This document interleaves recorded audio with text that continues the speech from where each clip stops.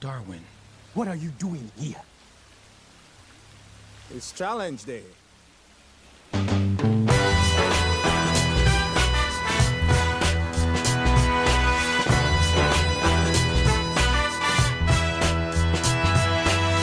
What challenge do you have that you've been facing or that you faced and have decided to conquer or have conquered? Huh. All right. I've been thinking about this, and I think I have. I like speaking in analogies when I get a chance, right? And like Okay. All right. in these prose, these Mhm. allegories, if you will, right? Um, I've been Sure. thinking about the fire triangle. The fire triangle is how do you make a fire or sustain a fire, Hmm. and what fires need to live. So firefighters, this is the pretty much their bread and butter. You Hmm. need an ignition source, which is or heat, an Yep. ignition source. You need fuel, Hmm. so that could be wood, Oxygen. Wood. oxygen. No, no, well, no, and you need oxygen. Oxygen is the third Oh, leg is of it the that okay? triangle, right? Okay. So fuel would be the gas or oil Well, whatever. or Like wood or the thing that's whatever. flammable is that or causes combustion. Is that what The thing that how that would be it described? keeps combustion going, right? So that's the Okay. fuel, Okay. right? Because and by it keeps the combustion going. That means like that explosion keeps Yeah, happening. it You keeps know what I happening. mean? Yeah, in That order to ignition to the yeah. fuel to the oxygen it breathes in. That's how a fire stays alive. Yeah. Um, and Same thing. Same firefighters, thing in cars. That's how you get cars to drive because there's combustion that happens. Spark mhm, plugs is responsible yeah, for that. But yeah, go ahead.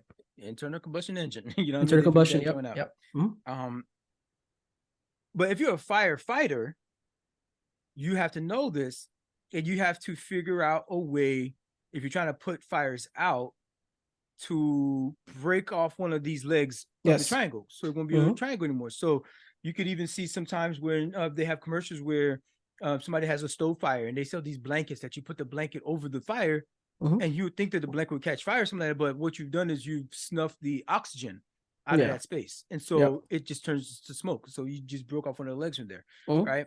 You didn't, it wasn't the heat part you kicked off because that would be too hot, what I mean? But what you're doing is you're snuffing the oxygen, Yeah. right? And that's why you also have different like APC or these different like the fire extinguishers, because you can't use the same one for wood or or like if there's a paper fire or something like that on if there's an electrical fire. You know what I mean? If the Yes. fire caught, so that's a whole you got that be hit different. Yeah. So it's a whole science. Fire sciences is a whole branch of science in and of itself. Hmm. But firefighters, their job, and we want them around, is to be able to put out fires. Hmm. Um, so my challenge is I want to be, I want to be very aware and very able and build up the skill and courage to put out fires where I see them. I want to be like a firefighter. I see where you're going. I I find myself, There might be a bit of a hero complex, Bill. Do you think, or having a bit of a hero complex? well, Because you got to be a certain type of individual, Bill, to be a firefighter, to be a figuratively firefighter. and physically, well, figuratively and literally. Yeah, you gotta know that you can get burned. Yes. You gotta know that sometimes maybe you may not make it out alive. Hmm. But because but what the thing is you're trying to do is you're trying to save lives and put out fires. That's the thing Sure. you're trying to do. Hmm. This is what your passion is, to put out fires. And um I find myself in this place where um there was a fire. There was, to be clear, I was in a room with with folks, and things were getting heated. Hmm. Things were getting uncomfortable. Things were getting vulgar. Things were getting um unsafe. And I looked up at one point and realized that the room, there was just people adding oxygen to what was going on. Or there was actually some people adding fuel. Mm-hmm. And then the third leg was this individual who was the spark. Yep. You had your three legs. And so like you're in this room and things are not going well. And I look around and there are no firefighters. There's nobody putting the fire out.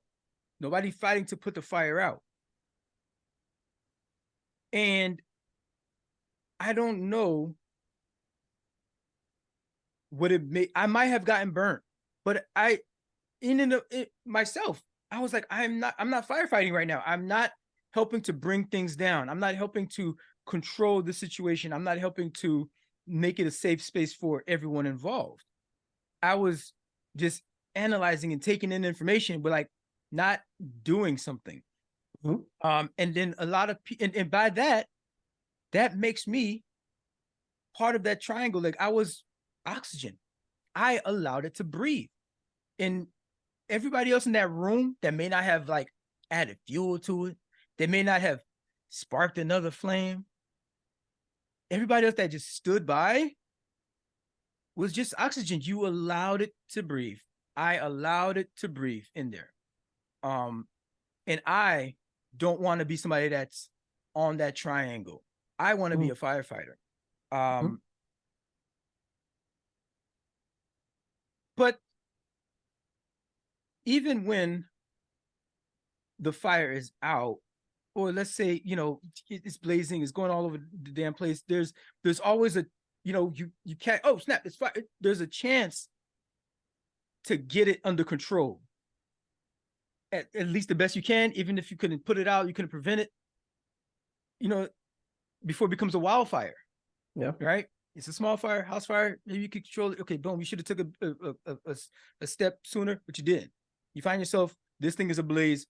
Now, what do you do to help contain it, to help bring it down so it doesn't become a wildfire? And I think I did that part at least. So I have some, like, you know, some work to do to be able to like find these situations early on to where it doesn't become so big. But I think I did some work and I did some help. The thing that I think a principle of mine is something that I actually learned from the Bible. Right? Me, Sure. right? Sure. This atheist guy at the age of 41, you know, and but I studied the Bible back in the day. I was deep into it, you know, and so, you know, there's some good in there from what I, you know, in my judgment, there's some good in there, some is what I say, right? And one of these is what I remember reading this Luke 10:25, right? Somewhere up in there. And so Jesus is talking to some folks and talking, you know, they're chopping it up, you know what I mean? Hey, what should I do? And Jesus is like, hey, be like your boy, whatever, right? So was it the 29? So I think it's what Luke 10:29. It starts this part, like, but he wanted to justify himself, so he asked Jesus, and who is my neighbor, right? Because Jesus was like, you know, do this and you will live, which is like, you know, what do you say?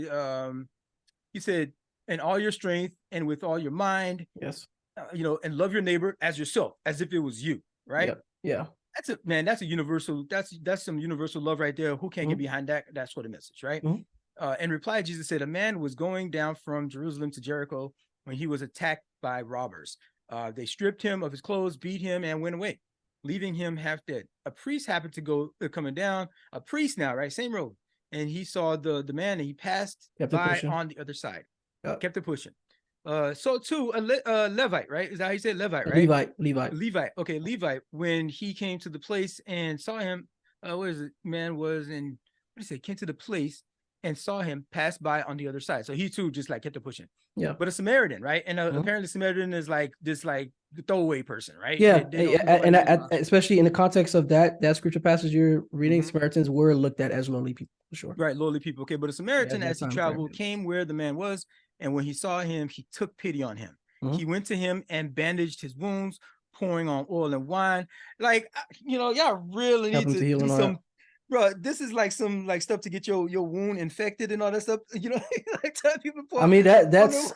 I mean, listen, they didn't have the technology we had then, so I'll be like, what seems to have works for them. Man, you ain't got no fine Chianti. You gonna hit me with the Cabernet?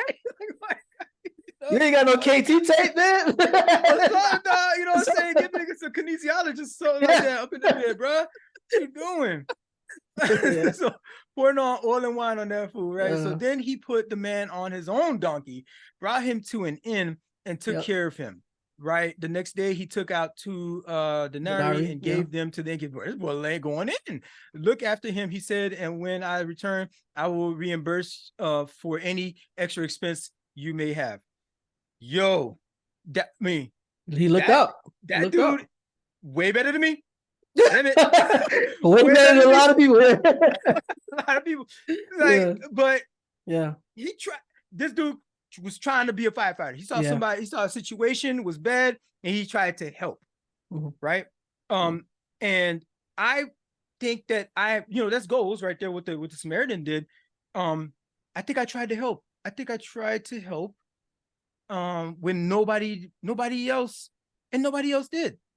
You know, I was in this real life situation where people were just like allowing this fire to breathe, allowing this space to just fester, and just walking by and just going by and just checking out and just, well, it don't involve me. So, people are like, hands off kind of thing, doing their own thing.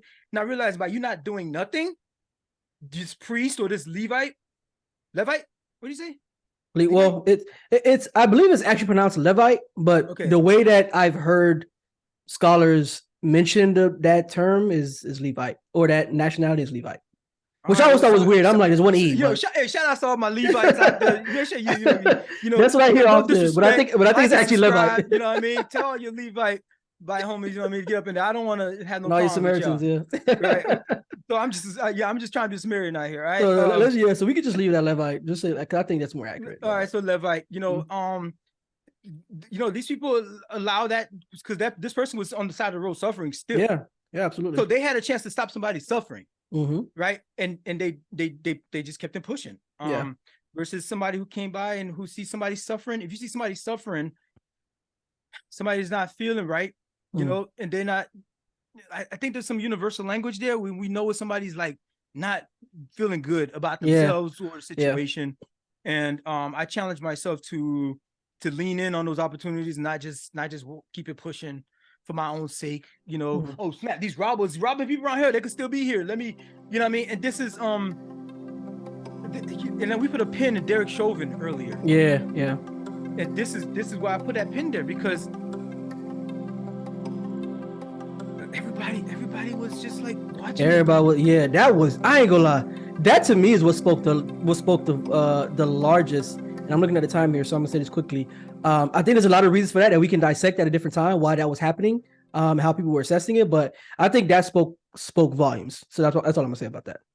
I mean, I don't know if I'm gonna say, like, again, I'm not this guy, the Samaritan person, but if I was on that corner and I see 4-5 cops, a couple of them standing guard, and this dude is doing those neck, like, am I like gonna dive in there and fight off the cops? Yeah, it's a lot to dissect. It's a lot to dissect and a lot to consider. I think potentially that would have shifted things. Maybe if somebody just jumped in, like, kind of created a little bit of chaos. Hopefully nobody else would have got shot or something like that. But I think that would have, Chauvin would have like, oh, what the fuck is happening? Probably he would, and then like he happened to not even trying to get his knee off of his neck, but he would have got his knee off his neck because he's trying to like reposition himself. Because there's a new dynamic in the environment. So maybe that could even, and I might get 3 months before interfering with an officer, executing their duty or something like that. Yeah. So I don't know. This is all post hoc, but who was in a position that they could have been a firefighter is those other fucking cops that was standing there. Yeah. They did not have to fear police brutality being imposed upon them. They are the cops. Yeah. They stood by. Yeah. And let that man breathe. Knowing that this particular officer has a record of being a wild boy. They were, and actually killing people. Maybe one or two of them were like, oh, I'm not fuel because I don't have I'm not holding him down, or I'm not also have my knee on the back. I'm not fuel. And I'm not the one that sparked it. I don't have hands on them. I'm not doing. That is I'm absolutely, not fired. absolutely. I'm not the ignition, but yeah. not realizing that you're allowing it space to breathe. Yeah, when you're you actually complicit. have the power to do something about it. Absolutely. You're absolutely complicit for sure. And so I don't want to be complicit by allowing oxygen, fuck shit to ride out in my presence. If I'm able to be somebody by what I stand on my principles, when I see some shit going down, somebody's being bullied, that's just one thing for me. I just cannot let stand. You know, it irks me. You know what I mean? So I at least tried to be a good Samaritan after the fact, but I should have been a firefighter, and that's my challenge. I'm trying to be a firefighter, get certified, bro. I feel it.